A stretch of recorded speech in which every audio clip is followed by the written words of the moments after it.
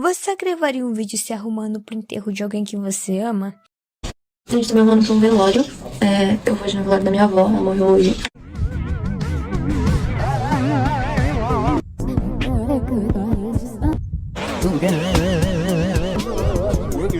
O que dividiu os comentários em dois lados. Pessoas criticando a atitude dela, afirmando ser algo sem noção, e pessoas defendendo, afirmando que aquela era a forma de ela lidar com a luta e se distrair. Na minha opinião pessoal, opinião igual nariz, cada um tem o seu, eu acredito que certos momentos não devem servir como conteúdo pra internet. Existe um limiar. Não é algo legal você gravar um vídeo biscoitando para o enterro de um parente seu, como quem vai ao shopping. Em que momento momentos tão íntimos passaram a ser vistos como conteúdo?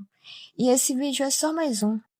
O vídeo desse moço aqui me fez ficar pensativa sobre um conceito chamado banalidade do mal. Os créditos de inspiração vão todos para me dar uma ideia que puxou outra, e entrei em um limbo de reflexão. Basicamente, banalidade do mal é quando o mal banal é realizado por indivíduos que pensam sem as devidas reflexões.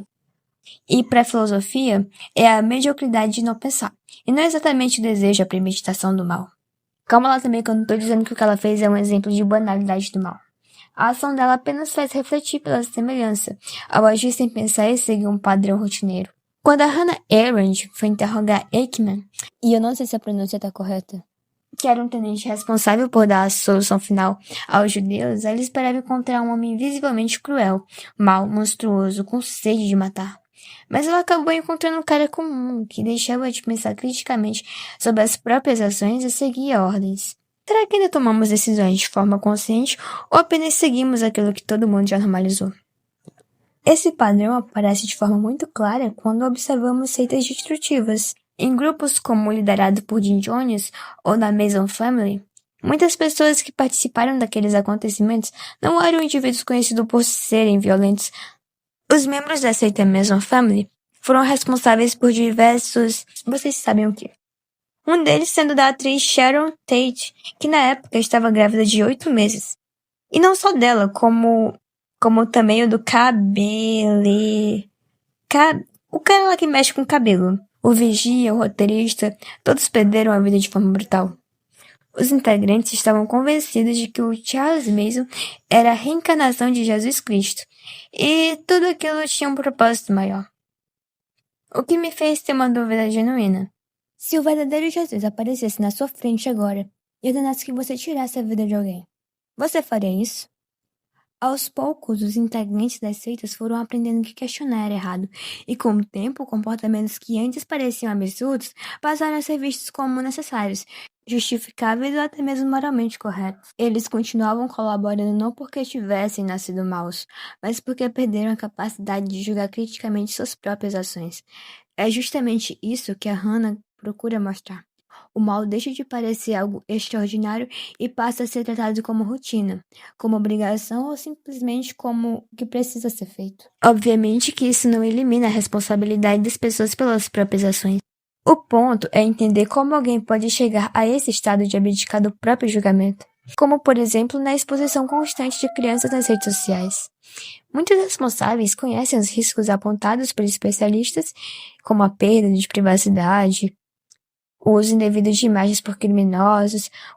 O que antes parecia impensável ou horrível passa a parecer normal. E quando isso acontece, deixamos de fazer a pergunta mais importante de todas. Por quê? Nos últimos anos se popularizou uma expressão chamada brain rot, que seria apodrecimento cerebral. Sim, eu sou um cebolinha versão menina. Claro que o cérebro não apodrece literalmente. O termo é para descrever como o nosso cérebro fica sobrecarregado com a quantidade de estímulos.